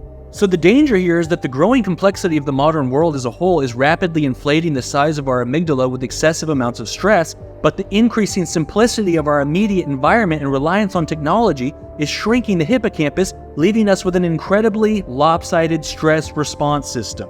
We are more susceptible to having our fight or flight system triggered, but at the same time, we have less capacity than ever before to process all that stress. You can almost imagine it as if you were using a septic tank on your property, but you started shrinking the size of the septic tank while at the same time massively increasing the size of the shits you were taking. Well, the septic tank would fill up too fast, and then you have a backed up toilet, and now you can't go to the bathroom, and now it's starting to stink up the house and attract animals. Well, this is what's happening in your fucking brain. The whole point of trauma, the physical process taking place in the brain, is that there's this huge backlog of overwhelmingly stressful data stuck in your amygdala that your hippocampus can't process. So I suspect that the nature of modern living may be leaving us dangerously susceptible to traumatization. This could explain why the condition is being diagnosed for what many perceive as increasingly minor incidents. This could be what's driving some of our cultural perceptions of people nowadays being soft or snowflakes, right? But it's not that people are soft, it's that the modern Homo sapien brain is a little bit out of shape and so addled with stress that after a certain point, every tiny little thing becomes the straw that broke the camel's back. They did this study on rats to see if they could teach them to operate a little toy vehicle to get Fruit Loops, and they could. To date, this was the most complex thing scientists have been able to teach a rat to do, and some of their findings were pretty interesting. They had tested two groups of rats raised in two different kinds of environments. One group grew up in a simple lab environment, glass cage with a little wheel to run on, while the other group of rats grew up in an enriched environment, surrounded by complex objects and terrain that challenged their brains. What they found is that the rats who grew up in the simple lab environment were much less likely to be able to learn the new skill, and if they did, they performed less adequately and forgot the skill much faster than their counterparts who had been raised in the enriched environments. But this had implications not just for the effect of environmental upbringing on their intellect, but on their mental health as well, because what they noticed when they examined the rat poo is that the rats who were able to learn the new skill and perform it continuously exhibited a much healthier ratio of stress hormones measured in their poo. The researchers concluded that rats' sense of control over their environment helped them relax, but the rats raised in the simplistic environment had a much harder time learning new things, were unable to establish a sense of control over their environment, and consequently suffered much higher levels of stress. A simple environment makes for a stupid rat, and stupid rats are really stressed out rats. When you consider a human's intelligence relative to the rat's, is waking up every day in the same house, driving the same route to the same office or classroom to do the same mundane tasks over and over and over again, and then driving the same route back home to the same house, really that much different from the rat who wakes up in its glass cage just to run on the hamster wheel before it goes back to bed?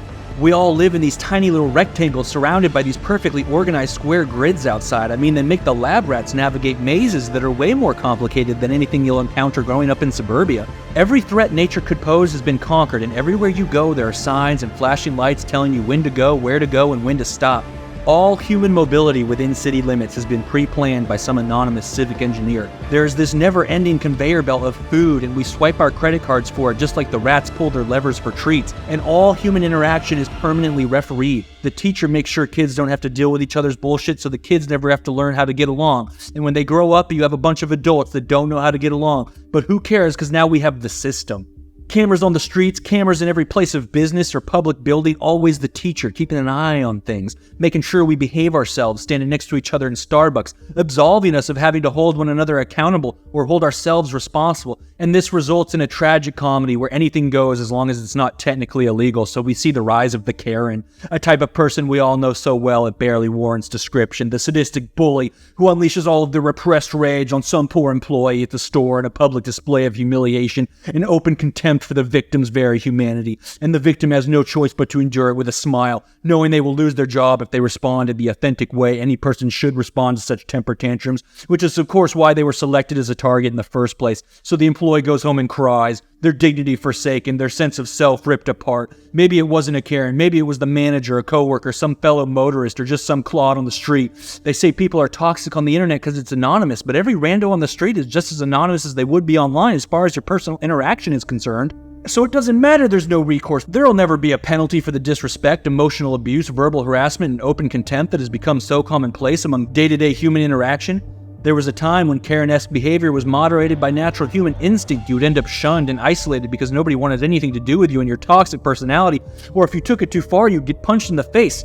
Thus, you'd be naturally incentivized to moderate your behavior and practice empathy, but nowadays nobody has to worry about being ostracized because they are already completely alone all the time anyways. Nobody's actually a part of anyone else's life anymore. The only relationship that has any effect on your life is the relationship you have with your boss. Someone who lives across the street might as well live on a different planet. And we say have a nice day and smile and nod at each other and open doors for each other in our cute little outfits with our shiny white teeth, but it's all bullshit. Because deep down inside, we all understand that all these people out there would leave us on the street to die without batting an eye. We know because every day we walk past a bunch of people that have been left on the street to die without batting an eye. And we don't give a fuck, and why should we? It's not our fault, and there's nothing we can do because the only thing we understand is that we don't understand any of the shit going on around us. Not where the running water comes from, not how electricity works, not how the internet works, not how government works, and certainly not how the economy works. We are absolved of making any moral considerations or having any sense of obligation to anything or anyone because that's all the responsibility of whoever is in charge, whoever that may be. We don't know because most of us don't vote because that would require understanding things, which is not something we were trained to do. And nobody's going to punch you in the face now. Even a small outburst of physical anger is going to be months of court fines and maybe even a little jail time, and now it's on your record and going to hold you back if you want to apply for a job or apply for any other random activity known to man, whether it's fishing or planting a tree or opening a business or adding a cellar to the house, because of course every decision in your life has to be approved by the teacher first so that you don't hurt yourself or cause a disruption in class. We are alienated from each other, from ourselves, from our very human nature. Now that the system is doing all our thinking for us, it has left our minds underdeveloped and in a state of decay.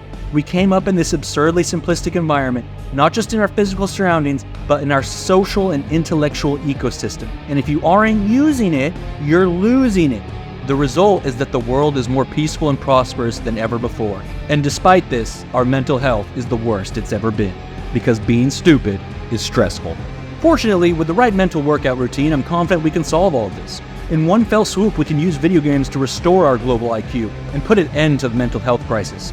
We must use video games to calm the amygdala, strengthen the hippocampus, provide ourselves an enriched socio-intellectual environment, and increase our ability to understand the complexity of the modern world. To accomplish this, I have synthesized 3 games that I'm confident will provide the addled masses the strength and heals they need to survive the 21st century. For starters, every human being should be required to fully level at least one character on World of Warcraft Classic. I don't have an MRI machine, but I would bet $10,000 that MRI testing would confirm that this game, when played properly, can balance out the amygdala and hippocampus. This game requires an extraordinary amount of spatial navigation strategy.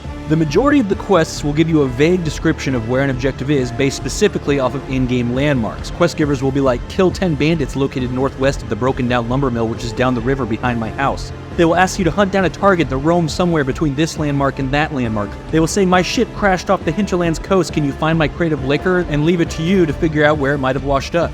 Even more benign navigation, such as traversing the game's capital cities, which essentially serve as extended main menus for customizing and upgrading your character, requires an extensive amount of memorization of in-game routes, landmarks, and the specific locations of specific characters or shops. Not one of these cities follows any kind of pattern or layout. They are all a complex maze of spaghetti-tangled pathways that lead all over a massive 3D environment, often with multiple levels of elevation stacked atop one another. The same is true for many of the game's dungeons, raid instances, and other complex interiors in the open world. When you first begin playing, it is very easy to get lost, even in a single building.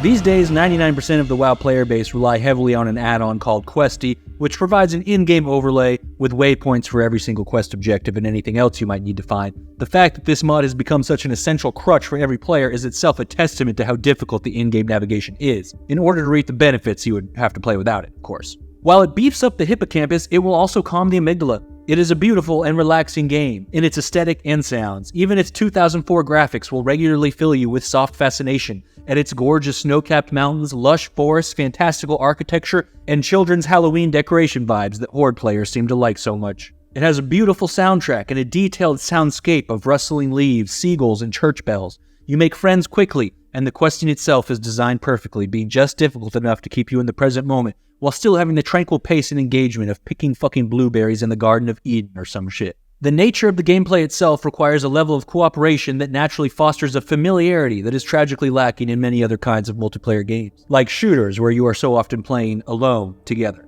The result of all this is an intense level of immersion and escapism, so it's no surprise that so many billions of hours have been sunken into it by players worldwide over the years. The science shows us that play is super healthy for the brain and crucial for relaxation, filling the mind generally with serotonin and other healthy chemicals it craves. There is nothing more playful than World of Warcraft.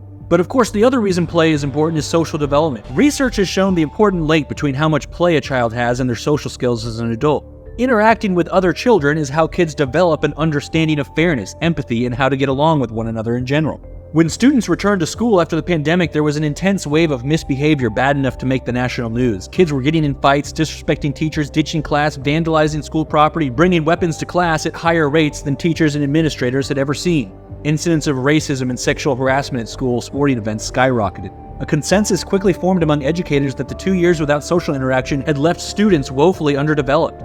Kids were entering their sophomore year in high school with the maturity of a 7th grader, because if you aren't using it, you are losing it. This lines up with what many researchers have been raising the alarm about for years. Increasingly isolated lifestyles are neutering social and intellectual development, ultimately leading to a crisis of adulthood. Since this problem predates COVID and quarantines only exacerbated it, we know that simply returning to school won't by itself be a solution. After all, the classroom itself is not any less isolated than quarantine in a practical sense, simply because students technically aren't allowed to interact in the classroom. Talking is forbidden, and teachers often strategically use seating arrangements to separate students who do have a tendency to interact. Students may pass notes or sneak text on their phone, but the vast majority of the time they are simply alone together. And because the bulk of classwork consists of individual assignments, what interactions they do have with one another are of a very shallow and unchallenging nature. The result is a grossly oversimplified social environment. The interaction the kids missed out on during quarantine was what they get in sports, lunch, and after school, not the classroom where they spend most of their time and energy. Since it's now widely accepted that a lack of social interaction debilitates social skills, what if we took it further than the status quo ante and supercharged the amount of social interaction taking place? Is it possible we could produce a generation of superhumans capable of the maturity and stoicism necessary to shepherd the nation through the 21st century, using nothing but their God-given genes and some good times online with the boys? In World of Warcraft, your social skills are often just as important, if not more so, than your actual gameplay skill. You have to be able to consistently find teams and work as a team to overcome the game's increasingly complex challenges. Guilds will run what is often called a vibe check, and if your vibes fail, you will not be raiding. Thus, your opportunity to obtain the most important gear is tied directly to whether or not other human beings like you. In order to progress in any meaningful way, you have to put effort into your behavior, a key difference from the cold anonymity of the real world. Working out strategies based on people's skill sets, who does what when, planning communications, calmly explaining the intricate synchronized dance of a boss fight to someone for the 50th time, controlling your temper on wipe number 3 because toxicity nukes morale, and when morale breaks, people start playing worse or too many people will give up and quit, planning schedules to coordinate a 3-hour window into 25 people's weeks across 3 time zones, loot councils, and guild-baked drama. I once saw a dozen motherfuckers get in an hour-long debate about whether or not a piece of loot was handed out the right way because some guy left the guild after feeling he was cheated.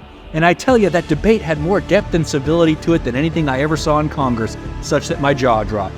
It's not that these human interactions are extraordinary, it's that they are interactions at all, relative to all the sitting in silence next to each other that defines so much school and work.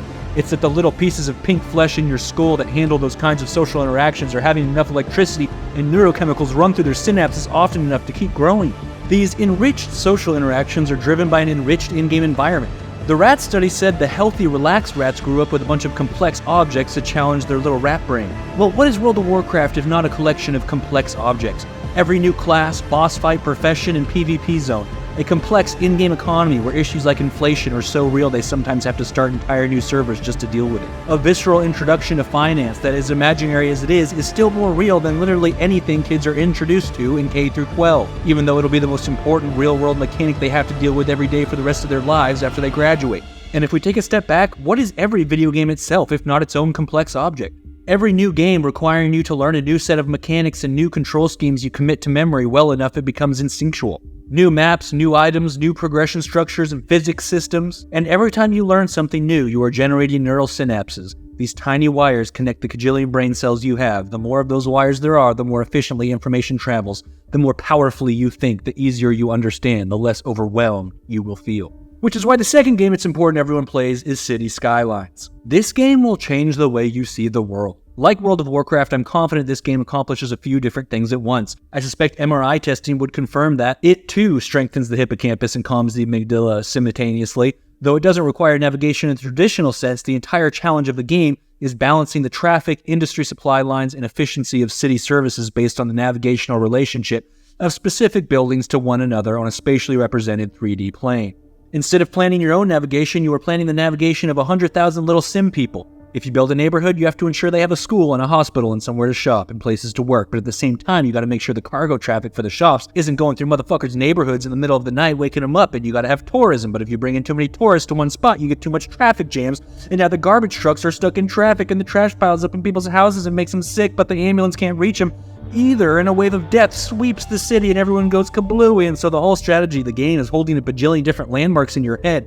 Every library, fire station, commercial shop, ferry depot, football stadium, and whatever else, and planning every individual building in relation to all these other ones, and eventually you'll have a deeply complex cognitive map memorized in your head of where everything is and what routes exist between everything. While this is going on, you're listening to that super chill-ass British guy on the radio. You got relaxed radio, synthwave radio. You got uplifting, inspiring, coming-of-age symphonies, take on the whole world songs. It's single-player. You can pause and go at your own pace. It's as relaxing as playing with Legos. So it's going to calm the amygdala and help balance out that stress response system, okay? But the more magical thing taking place is the way it's expanding your understanding of the world around you. When you've played that game long enough, it will completely reorient the way you view human infrastructure as you walk around the real world. You'll have a newfound appreciation for the complexity of a well-planned subway system. It brings you pleasure to see how neat and organized it is. You can kind of follow the logic of, oh, every line stops at 23, and then the 23 connects to everything to the south. I see. You'll start judging city planners. You'll start critically assessing the invisible forces that control your day-to-day life. Like, man, I can't believe they zone commercial way out here in the middle of nowhere going bankrupt on gas just to reach in and out. Or you'll realize how insane it is that there's so much single-zone housing in San Francisco, but then you think how bad traffic already is and how much worse it would be if all the single-zone suburbs were high-density residential. Anytime you look at the map for a subway system layout, you're just lost in admiration for whoever planned it and how neatly organized it is. And an in-game strategy I once used on a bay map was putting all my rich residents and shops on one peninsula and then sticking all the horrible polluting industry and cargo docks and garbage dumps over on the other side of the bay, and just gave them a small, unhappy, chronically ill civilian population to keep everything running for the rich sims. And I thought, man, that'd be fucked up if they did that in real life. And then one day I'm crossing the Bay Bridge and it hits me, that's basically what they did with fucking Oakland. Those bastards. You'll be on Google Maps and see the highway layout for some city and it's like a crude circle around the city and you're just like, noob. I was hiking on the east side of Oahu once and afterward came down into the neighborhoods to look for a corner store or something and I can't find one and I'm dying of thirst. and eventually I realized they don't have a single shop in this whole ass town. Those dumb motherfuckers forgot to zone commercial. But then I go, oh, well maybe that was intentional to keep all the tourists away. Because in reality, you are one of those tiny little Sims. Someone has designed your world in your life the exact way you are designing that video game. It makes the whole world around you, power lines, sewer systems, traffic, and infrastructure easier to digest. The other incredible thing I noticed playing that game is that I began to model the real-world economy in my head with the same mental mechanism I was using to play the game, because alongside planning the city, you're also having to manage its economy, right? Taxes, city budget, supply, demand, etc. And because it's more abstract, it's just numbers changing on a spreadsheet, basically, you can't visualize it the same way you do the mapping, but you're still running the system in your head. Like, alright, if I take out a loan to build a stadium, here, definitely going to put the budget in the red for a while, but the tourist it attracts should dramatically boost revenue for the local commercial zones, and if those shops' output goes way up, it'll drive demand at the factories over here to the east, which should revitalize those surrounding neighborhoods, which at present are way underpopulated. So if that boosts population growth, the resulting tax revenue increase should cover the stadium. And like after 100,000 citizens or so, the entire operation becomes this ultra interconnected Jenga tower, where one small change to anything will cause a financial ripple effect throughout the finances of every other thing. And so you're constantly holding all these different variables in your head. And even if you're not doing exact numbers, you're developing a general sense of how this change will boost the numbers here, here, and here, but hurt the numbers here, here, and here, but the places it's hurting are going to be bigger numbers than where it's boosting, so let's hold off on that one. It's this sort of invisible sixth sense that you are constantly having to run, but the beauty of our neural architecture is once we've developed these new mental muscles, we can use them with different inputs, because now anytime on the news I'm reading about economics, I can picture the United States as a city skylines map in my head, and it's super helpful for understanding what I'm reading. And I thought for sure I must be imagining this until I came across a little-known study done on Halo, which found a dramatic increase in Halo players' ability to imagine and manipulate a 3D model in their mind. And this is where we approach potential civilization-altering territory, and I'll explain why. So the study found that playing Halo boosted players' ability to grasp abstract concepts, in this case, plate tectonics and volcanoes. As cognitive psychologist Christopher Sanchez explains, in Halo you are, and I quote, rotating constantly and locating yourself in space. When you're trying to learn plate tectonics, you're extrapolating a spatial mental representation, a three-dimensional model that is running and changing all the time inside your head. So anytime you play Halo, you're having to run a 3D model in your head that includes physics, time, and space. It's called throwing a grenade. Every time some guy is running away with your flag and he's about to turn the corner or escape, you go for the wall bounce nade toss, and in that instant you are running an abstract model of where the bad guy is going to be, where your nade is going to land, and to make sure those two things are the same fucking place, you are calculating his movement speed and direction, the grenade speed trajectory, the timer on the nade's fuse, your distance from the wall that you're bouncing it off of, and the angle at which you need to hit the wall in order for it to bounce in front of his ass so he walks into it. All of this happens instantly, dozens of times a match. But it gets even more complex than that. So let's say I'm playing the map Pinnacle and I'm on the third floor of that tower. Everyone likes to camp in with a sniper. Camping with a sniper. I take some fire forcing me to crouch and back up, obscuring my view of everything outside the room I'm in. Now, as I'm pinned down, I see a red dot appear on the radar indicating an enemy is nearby coming to fuck me up. And what immediately happens in this situation is both I and my attacker are going to be engaged in an intense contest of spatial reasoning and mental rotation to determine one another's actual position in the 3D environment based on the radar data. Now, we are in a complex 3D structure with multiple floors, staircases, and ramps, and I can't see anything, but I still know his exact location. I've reasoned this out using a mental model in my head. First, by assessing the space between his dot and my dot on the radar, translating that into an estimate of distance in the actual 3D environment, then applying that distance estimate to a model of the tower I have summoned from memory. So based on where I am, I can place him a dozen feet to the northwest in my mental model, and based on the 3D image of the tower I have in my head, I know that the piece of structure at that spot is a single entrance ramp at the front of the tower. So I've run this little 3D sim orienting myself and somebody else within a three-dimensional object, and it has happened almost instantaneously. Now, by breaking it down in such detail, it might sound kind of confusing. A regular 13-year-old Halo player would simply tell you, I saw an enemy walk in the front door on the radar. Now, once my attacker has entered the building, he and I are both going to use the mental process I just described to play something like a game of chess with one another. Without actually seeing one another, we are going to be modeling one another's location and modeling the other guy's model of our location, so a scenario like I'm describing might typically play out something like this. The attacker will come up the back ramp, I will throw a nade down that ramp, timed such that it'll blow right as he turns the corner, but because he knows I'm watching him on radar, he will have anticipated this and pulls backward right as I toss the nade, Now he bounces an 8 up the ramp, knowing that in order to dodge it, I'll have to pull away from the ramp, giving him a chance to push up. Knowing he's pushing, I jump out a window that drops me at the bottom of the ramp behind him, but having tracked me on radar and knowing past a certain point I must be out the window, he anticipates exactly what I'm doing and drops a grenade at his feet while walking away, which bounces down the ramp and blows right as I land, killing him. So we have just had an intense battle of wits in which he successfully killed me, and it's important to understand this. All of this happened without either of us ever actually seeing one another.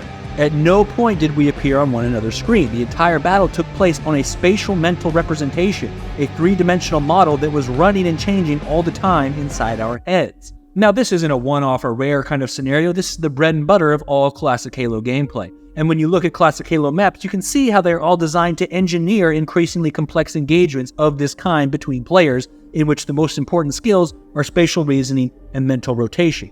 So what the researchers found is that this kind of training carries over to the modeling of abstract scientific concepts. The Halo players were better able to understand plate tectonics and their functions because they were able to model them more efficiently in their mind, which is important because there are so many concepts like plate tectonics or economics that you can't see. And when I read this study, my jaw dropped because it lined up perfectly with something I have been trying to explain for a long time. Over the last 5 years, I've noticed a stark increase in my ability to mental model things. In particular, physics, economics, and neuroscience. Now, I want to emphasize I barely graduated high school. For one, because I was chronically truant, but also because I barely got my math and science credits. I hung on to a passing grade in those classes by the skin of my teeth. So it has come as a shock to suddenly be able to grasp with ease concepts that used to seem like little more than gibberish to me, and I chalk it up 100% to being able to hold a mental representation in my head. I can conjure massive 3D structures with moving mechanisms in extreme levels of detail. I can manipulate and play around with these models at will, and they are derived almost entirely from written descriptions of abstract concepts, things that cannot be observed visually. And I know I sound kind of like a douche. I promise I'm not trying to talk myself up as some kind of bow tie intellectual that everyone should look to for the answers. I'm just a regular guy who played way too many video games and may have accidentally pimped out certain brain functions, and I think some of what I stumbled on might be super useful if it could be replicated in traditional academia. So for example, economics. If you take a concept such as supply-side theory, also known as trickle-down economics, I am able to understand this concept in a deeper way now that I can model it in my head. Supply-side theory was the idea that cutting taxes on the wealthy would result in economic growth for everybody else because the wealthy would have more to invest. It was practiced by both major parties from the late 80s till 08, and both parties have since abandoned it because it didn't work and it became super unpopular politically. Now, previously, I could have told you, well, this doesn't work because we tried it for 20 years and the data shows that it didn't accomplish what it said it would. Simple enough, right? But here's the problem. What if I'd been voting in the late 80s, back when this theory was a major issue in elections? Would I have known then that it didn't work without the data? Probably not, just as so many didn't. In fact, I've always taken the view that, well, okay, it didn't work out, but it was at least worth a shot. But once you start running your own mental model, things change. Suddenly you go, wait a minute, nah, it was not worth a shot because it was obviously not going to work, because when you run a mental model of it, you can see things more clearly. Now, it's really tricky to describe these mental models because they're visual, but they're not. Like, if I said, take 46 times 2, do it in your head. Did you see the equation? Did you kind of feel it? For me, it's a little bit of both, but I'll do my best to describe my economic model. I can picture the economic classes arranged from bottom to top, forming a rough triangle, and I can picture the flow of money being exchanged for stuff up and down the classes.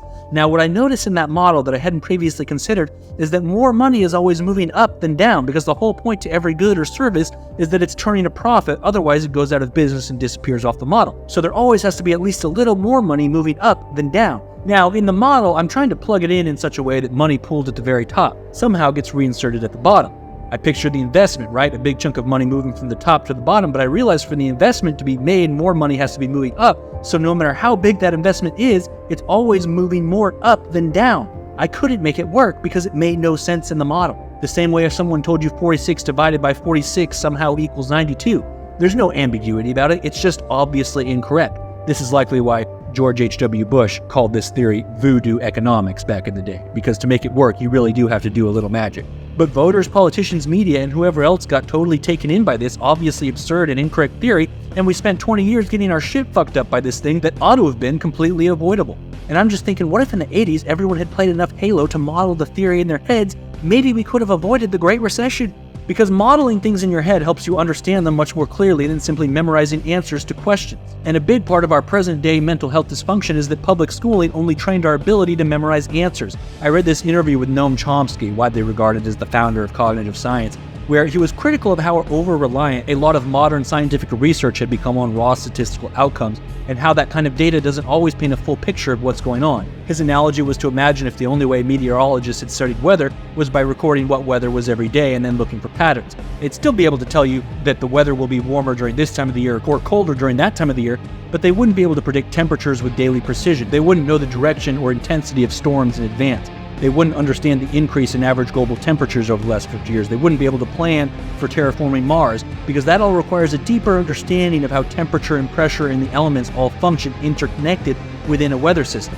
Now, fortunately, the meteorologists do fully understand the weather, but like psychology, for instance, in recent years has been destabilized by the replication crisis, where a bunch of studies they relied on to inform their field weren't replicable, which means they aren't true. Now, the original studies used focus groups in the right sample sizes, and it was all peer-reviewed and very official and proper, but still ended up being completely wrong because they didn't have a full picture of the system. And so some variable has changed that they were unable to account for or understand, and now books have to be recalled, and there's these lawsuits and general pandemonium among all the poor psychologists. So Chomsky's point here is very similar to his critique of public school, that it teaches to test, which often belies real learning, because when the only way you know how to learn things is by brute force memorization, and memorizing answers that someone else first had to spoon feed you, you're going to have a much harder time understanding problems that haven't already been solved and written down in a textbook, or understanding them for yourself when you have highly pedigreed experts on the TV arguing completely contradictory positions, so you just kind of got to go with who seems smarter or who you vibe with more. But deep down inside, everyone knows it's a coin toss when there's some big bill in Congress, and this Harvard grad says it'll cause a recession, but the Yale grad says we'll have a recession without it. So either way, there's a 50% chance you're going to get your shit fucked up, and you have no way of actually knowing for sure if, how, or when it's going to get fucked up. So just try not to think about it, just like you don't think about whether this or that random thing is causing cancer, or if the fucking Russians are going to nuke us. And to that end, just get plastered at the bar till you can't think about anything. Keep the voices at bay, Hank, just a few more decades, and you'll cross the finish line without killing yourself. So to accomplish what public schooling couldn't, we must all start playing way more Halo. Then the people will be able to model all this fucking whack shit for themselves in their brains and be less stressed out and less pissed off and more chill. But would this same effect be achievable today on Halo Infinite? I'm not so sure. The addition of sprint and clamber has changed the way Halo is played. The kind of scenarios I was describing a minute ago aren't nearly as common anymore, because now that you can always just move in a straight line to your opponent, that chess game on the 3D mental representation isn't taking place as often or as intensely. I feel myself approaching Infinite cognitively in the same way I do Call of Duty. I just sprint around on autopilot. In general, I suspect the games with the most mass appeal will often be the ones with the least amount of neuroplasticity required. Because learning all the new things a difficult game requires is challenging for the same reason it's hard to work up the motivation to go to the gym. It's tiring and takes effort and can involve failing at stuff, which is stressful. This is why we've seen so many games over the years scale back their difficulty. Elder Scrolls, World of Warcraft, RuneScape, Halo, and of course, Call of Duty, often watering the game down to the point they have to re-release the older, more difficult version of the game just to retain the oldest fans who no longer recognize what they're playing. They boost the aim assist, simplify the combat, simplify the maps, throw in waypoints to guide you everywhere, to get rid of lobby chat, and then team chat, remove all social interaction from the game, and whatever else they have to do to give every player every W and pretend every L never happened. And because we know now how the brain works, that if you aren't using it, you're losing it, then we know that the more a person plays these kinds of games, the more atrophied their shit is going to be, which means future games will have to dumb down even more to appeal to them. Stupidity is spreading like fucking COVID around here. Now, here's where shit gets really fucked up. What if it's not just gaming? I mean, can you imagine if this same thing happened in the movies and suddenly every movie was a children's superhero movie? Therefore, it is imperative that every game-playing patriot rises to the occasion, and in all gaming endeavors henceforth prioritize not just what you can do to a game, but what a game can do to you. And if that means that on your 123rd death in the first 10 minutes of Elden Ring you have to get up 124th time, then so be it, and Godspeed. There comes a time in every MCC player's life when you end up on some obscure Halo 1 game mode, facing off against a clan of the worst kind of tryhards, and after considering the amount of effort you'll have to put in just to avoid getting spawn trapped, you might usually say, what the fuck am I even doing with my life, and quit the game. But not anymore, because now you have the incentive to give your 110% in every match you play, knowing that even if you lose, you will have buffed your spatial reasoning and mental rotation abilities, you fucking superstar.